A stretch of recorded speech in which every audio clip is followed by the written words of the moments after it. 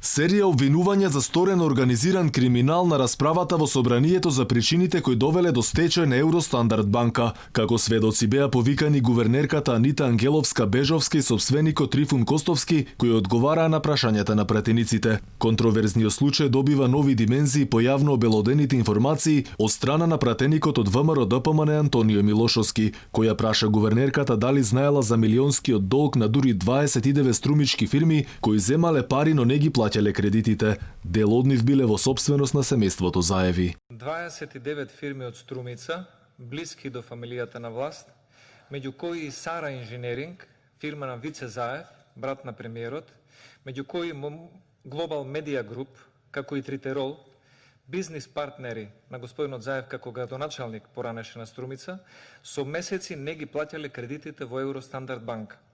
Со што овие 29 струмички фирми, меѓу кои фирмата на Вице Заев, од банката оствариле ќар, добивка преку неплаќање на кредити од 12 милиони и 800 илјади евра, на штета на сите други штедачи. Гувернерката не одговори конкретно на прашањата на Милошовски. Таа зборуваше за причините за одземањето на дозволата за работа на банката, која била соочена со несолвентност. Проблемот е капитал, ние го адресираме со решение.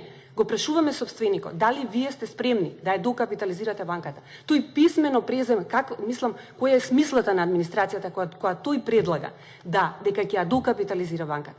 Не се докапитализира банката. Со самото тоа, банката станува несолвентна банка. А кога банка е несолвентна, тогаш единствено можно решение е одземањето на дозволата за работа на банката. Мнозинскиот акционер на банката, бизнисменот Трифун Костовски, обвини дека се работи за организиран криминал. Се работи за големи пари, голем криминал. Парите имаат траги. Бидете убедени, како полжавот и парите трага имаат. Со стечајот, фактички, трагите се кријат. Да се разбереме, не барам за себе да се абстинирам. Никако. Јас носам одговорност за тоа до толку што треба. Меѓутоа, јас ја барам вистината. Нешто изгуби пари, опет да се откупува.